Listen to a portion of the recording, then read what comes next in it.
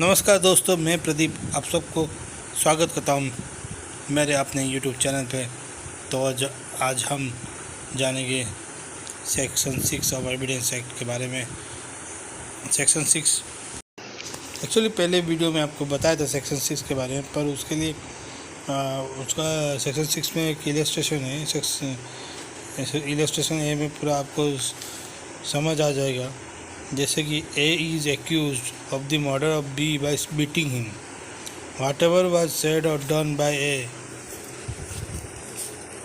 or B or the bystanders at the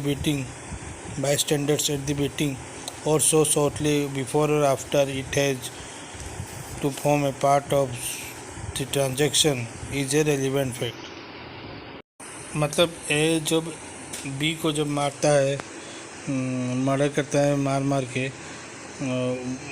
उसी दौरान जो भी बी उसे कहता है, को ए उसे कहता है, और उसको बाइट जो भी लोग उसको देख रहे होते हैं, सुन रहे होते हैं, मारने के बाद जो वो कह के गया ए और बी जो भी उसके पास आए और उनको बताया कि ऐसे ऐसे हुआ था मेरे साथ, तो वो सारे जो ट्रांजैक्शन है वो एक रेलिवेंट फैक्ट है। कोर्ट उसको एक रेलिवेंट फैक्ट मानेगा। जैसे कि फैक्ट्स सारे मिलकर forming a part of same transaction. तो उसके बाद हम लोग आते हैं सेक्शन 7। सेक्शन 7 में बताया गया है facts which are the occasion cause और effects of fact in issue. Facts which are the occasion cause effect of fact in issue, मतलब उसका इलस्ट्रेशन हम लोग देख लेते हैं। ए illustration है, the question is whether A robbed B. robbed मतलब लूटना, डकैती, robbery. The facts that shortly before the robbery B went to a fair with money in his possession and that he showed it or mentioned the fact that he had it to third person are relevant. जैसे कि B गया था just before robbery, B went to a fair, मतलब वो मेले में गया था, और उस मेले में वो दिखाया था कि उसके पास पैसा है। So it was a occasion for a to rob B. तो ये जो इलस्ट्रेशन है ओकेजन के हिसाब से मेल खाता है। और इलस्ट्रेशन बी देख लेते हैं। The question is whether A murdered B, marks on the ground produced by a struggle at और near the place where the murder committed are relevant facts. यहाँ पे क्वेश्चन है कि ए बी को मारा है कि नहीं। जैसे कि ग्राउंड में मार्क्स है और जैसे कि बता रहा है कि बी स्पोर्ट्स स्ट्रगल किया था, तो वहाँ पे सफिशिएंट प्रूव हो जाता है कि ए ने बी को मारा है। तो it was comes under effect. Section C, जो section illustration C, the question is whether A poison B, the state of B health before symptoms ascribe to poison and habits of B known to A which afforded an opportunity for the administration of poison are relevant fact. ये भी occasion में ही जाता है। Then we come to section 8 and section 8 tells that motive, preparation and previous और subsequent conduct. Any fact is relevant which shows or constitutes a motive or preparation for any fact in issue or relevant fact. तो इसको समझने के लिए हम direct illustration पे जाते हैं। तो इसका पहला इलस्ट्रेशन ए मैं पढ़ लेता हूँ। A is tried for the murder of B, the facts that A murdered C, that B knew that A had murdered C, and that B had tried to extort money from A by threatening to make his knowledge public are relevant. यहाँ पे बताया गया है कि A is tried for the murder of B। वहाँ पे relevant fact ये है कि A murdered C, A जो है पहले C को मारा होता है, जो B जानता था that A had murdered C, और बी उससे एक्सटॉर्शन करता था, मतलब ब्लैकमेल करके उससे पैसा मांगता था।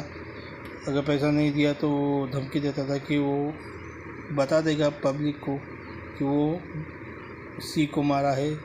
तो ये फैक्ट रेलिवेंट है कि ए इज़ ट्राइड मैंने ए के पास एक फैक्ट है कि वो मर्डर बी को मर्डर कर सकता है। ये एक रेलिवेंट फैक्ट है।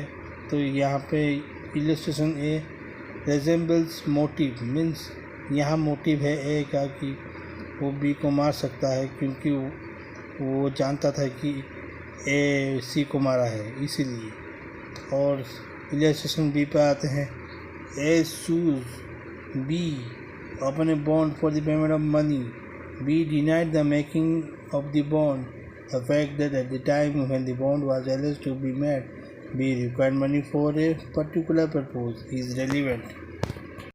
ये थोड़ा कॉम्प्लिकेटेड है, आपको शायद समझ में नहीं आएगा, तो मैं इलस्ट्रेशन सी में जाता हूँ। A is tried for the murder of B by poison. The fact that before the death of B, A procured poison similar to that which was administered to B is relevant. मतलब A is tried for murder of B by poison. और यहाँ पे fact ये है कि before the death of B a poison खरीद रहा था। जो पॉइजन उसने खरीदा उस पॉइजन ही बी मरा है, तो ये एक रेलिवेंट फैक्ट बन जाता है अगेंस्ट है। तो वैसे ही इसको हम बोल सकते हैं प्रिपरेशन। जैसे मोटिव था पहला वाला, वो ये है प्रिपरेशन। और थर्ड पॉइंट आते हैं कॉन्डक्ट के। A is accused of a crime. The facts that either before or at the time of or after the alleged crime, A provided evidence which would tend to give to the facts of the case an appearance favorable to himself, so that he destroyed concealed evidence or prevented the presence or procured the absence of persons who might have been witness or suborn persons to give false evidence respecting it are relevant. It was also a little complicated, तो हम लोग illustration F को जाते हैं। The question is whether A robbed B. The facts that after B was robbed, C said in A presence, the police are coming to look for the man who robbed B, and that immediately afterwards A ran away are relevant. मतलब यहाँ पे जैसे question है कि whether ए ने Rob किया B को। तो फैक्ट ये है कि after B was robbed C said A, मतलब सी और एक व्यक्ति जो ए को बता रहा है कि ए के प्रेजेंस में बोल रहा है कि पुलिस आ रही है कि coming to look for the man who robbed B, and that immediately ये सुनते ही ए भाग जाता है। तो इसका जो कॉन्डक्ट है नेगेटिव है, नेगेटिव कॉन्डक्ट है towards police officers, so here he will be guilty for the offense. तो हम लोग सेक्शन 9 को जाते हैं। सेक्शन 9 बोलता है कि फैक्ट्स नेसेसरी टू एक्सप्लेन और इंट्रोड्यूस रेलिवेंट फैक्ट। सेक्शन 9 एक ऐसा सेक्शन है जहाँ पे क्रिमिनल्स को आइडेंटिफाइड किया जाता है by victim. Here criminals are identified by victim, और उस प्रोसेस को कहते हैं TI parade, test identification parade. Then we come to section 10, things said or done by conspirator in reference to common design. So in a conspiracy, prior to that, during that and after that, all are relevant facts. मगर मतलब इसका मतलब हम जान लेंगे by reading illustration.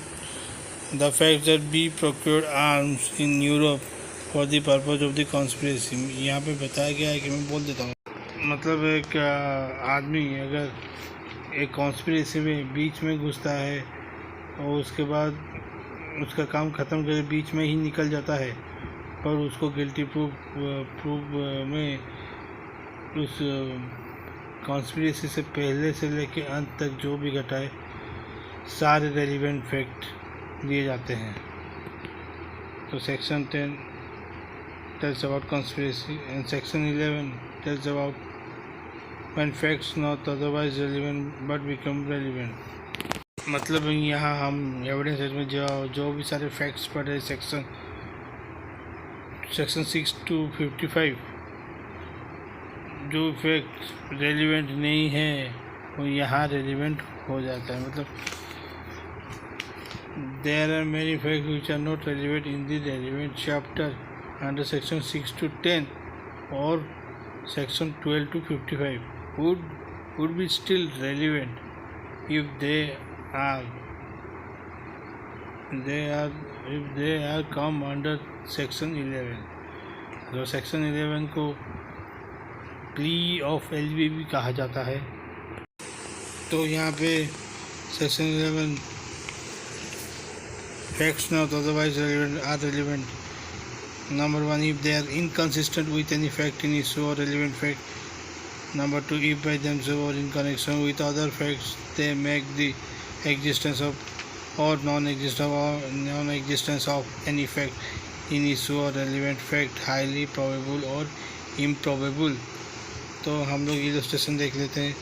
Illustration में बताया गया कि the question is whether A committed crime at Calcutta on a certain day, the fact that on that day A was at Lahore it is relevant। इस इलस्ट्रेशन में बताया गया है कि जैसे कि एक क्वेश्चन है कि whether A committed a crime at Kolkata on a certain day, but fact के हिसाब से देखें तो एविडेंस दे रहा है कि वो उस दिन लाहौर में ही था। तो it is highly improbable, though not impossible, but it is highly improbable that he committed it। It is a relevant fact। तो ये इलस्ट्रेशन ए को सपोर्ट करता है ये एग्जांपल। और सेकेंड एग्जांपल देख लेते हैं। The question is whether A committed a crime the every circumstances are such that the crime must have been committed either by A, B, C or D। Every fact which shows that the crime could have been committed by no one else and that it was not committed by either B, C or D is relevant। मतलब यहाँ बताया गया है कि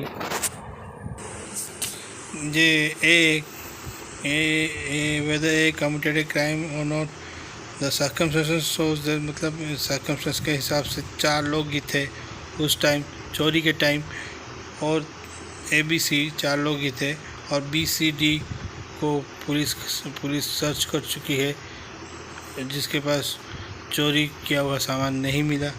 तो highly recommended है कि A के पास ही मिलेगा चोरी का सामान। तो इसको कहते हैं, इसको इलस्ट्रेशन भी को सपोर्ट करता है ये जो example that existence or non-existence of any fact in issue or relevant fact highly probable or improbable। और सेकंड आता है सेक्शन 12 के बारे में जान लेते हैं। In suits for damages facts tending to enable court to determine amount of relevant. मतलब यहाँ बताया गया है कि court will decide the amount of damages which ought to be awarded is relevant। So thank you for watching and good night।